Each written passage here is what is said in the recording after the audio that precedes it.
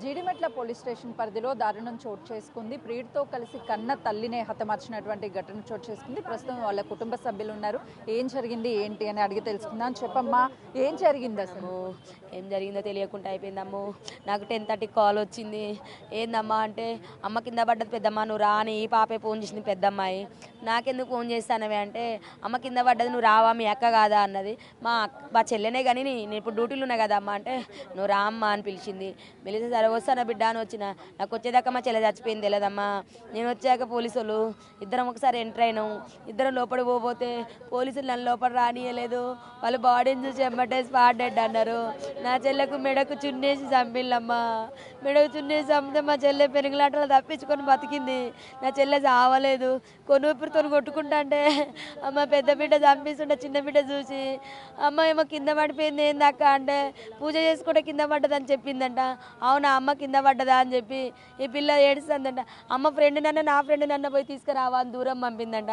ఈ పిల్ల ఫ్రెండ్స్ తీసుకొద్దామని పోయేలోపు మా అమ్మ చచ్చిపోలేదు, మా అమ్మ ఇంకా బతికే ఉన్నది, నువ్వు మళ్ళా రాసివా యశ్వంత్ అన్నదంట. వెనుక తిరిగి వచ్చి రాళ్ళు కొట్టే సుత్తే ఇంత సుత్తెతోని పుర్రంతా వాగుల కొట్టిళ్ళు, నా చెల్లె ముక్కంతా వాగుల కొట్టిళ్ళు, నా చెల్లెను వివచ్చంగా కొట్టి పడేసి కింద పడేసి పోయిళ్ళు.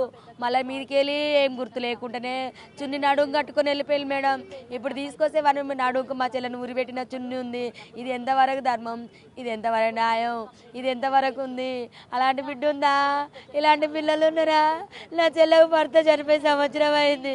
కళాశారలో జాబ్ చేస్తుంది, వచ్చింది దాంతో బ్రతుకుతుంది. ఈ బిడ్డలే కన్నందుకు అయ్యే పాపము అమ్మా. నా చెల్లెకే ఇంత ఎములు ఉన్నారు అనుకోలేదమ్మా. నా చెల్లెకి అన్యాయం జరిగింది. నా తల్లి చెప్పిందమ్మా మీ చెల్లి? ఎప్పుడు చెప్పలేదమ్మా. నా చెల్లె చేసింది ఫోన్ కానీ నేను ఎత్తలేదు. నాకు 2 days కింద సండే చేసింది. సండే 10:30కి 10కి ఫోన్ చేసింది కానీ నేను ఫోన్ ఎత్తలేదు. నాతో మాట్లాడదని నేను ఫోన్ ఎత్తలేదు. లేకపోతే నాతో మాట్లాడితే నేను ఎత్తి మాట్లాడితే చెల్లెకి సమాధానం చెప్పేదాన్ని. అది కాదు చెల్లె ఇదాన్ని. చిన్న బిడ్డతో అన్నదంట, పెద్దమ్మ దగ్గరికి వెళ్ళి చెప్దాం మనం ఇవన్నీ అంటే, పోదామమ్మా అన్నదంట. నా చెల్లె ఇవాళ రేపు వచ్చు కావచ్చు నా దగ్గరికి. కానీ ఇంతలోపు జరగవలసింది అంతా జరిగిపోయింది. అమ్మ ఎవరు లేరని చెప్పిందంట. ఎవరు లేరని చెప్పింది.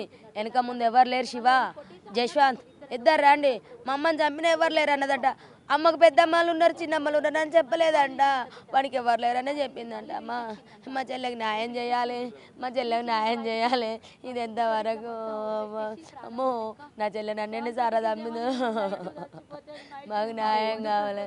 ప్రేమించిన అబ్బాయి అడ్డొచ్చింది, ఆ ప్రేమకు అడ్డొస్తుంది. దీన్ని లేపేస్తే మనకు చాపిగా జరిగిపోద్దని చెప్పిందంట. అది ఎంత ప్లాన్గా చెప్తుంది. అమ్మ అడ్డు ఉన్నదని చెప్పి వద్దని తీసి వాడు కూడా అన్నాడంట, చంపేస్తా నువ్వు నీ బిడ్డని ఇవ్వబోదాం, ఇప్పుడు పంపియవే నేను చేసుకుంటా అంటే, నీ ఏజ్ ఎంతరా నీకెందుకు పంపిస్తా అని చెప్పిందంట. వాళ్ళ అమ్మ కూడా అడిగిందంట. ఇక్కడ షాపూర్ పొల్యూషన్కి వాళ్ళ అమ్మ కూడా వచ్చి నిన్ను చంపైనా తీసుకొని పోతామన్నదంట వాళ్ళ అమ్మ. అది చంపింది వాళ్ళ ప్లాన్ ఎమ్మటి. వాళ్ళ అమ్మ కూడా ఉన్నదంట మేడం. వాళ్ళ అమ్మ దాన్ని చంపేసి తీసుకుపోతా అన్నదంట. మా చెల్లెకి న్యాయం కావాలి. అమ్మాయితో మాట్లాడారా? ఏమంటుంది? నాతో ఇప్పుడు మాట్లాడతలేదు. అప్పుడైతే నేను తప్పు చేసిన అమ్మ అని ఒప్పుకుంది మేడం. ఇంక ఇప్పుడు సార్ మాట్లాడినిస్తలేరు, ఎవరు మాట్లాడినిస్తలేరు. మాకు మాట్లాడలేవు. ఇప్పుడు పాప 16 ఏళ్ళే ఉంది. న్యాయం కావాలి, న్యాయం కావాలి కదా.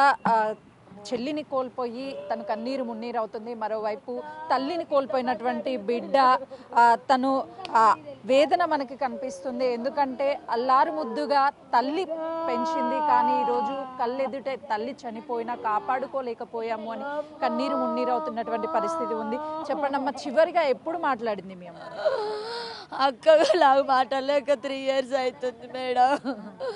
సాటర్డే రోజు పెద్దక్కకు ఫోన్ చేసిందంట చిన్నక్క. అమ్మ ఇట్లా పోయిందని చెప్పడానికి ఫోన్ చేస్తే అక్క ఎత్తలేదంట. మా మామయ్య చనిపోయి నేను మా ఇంట్లో ఉన్నా, నాకేం మ్యాటర్ తెలియదు.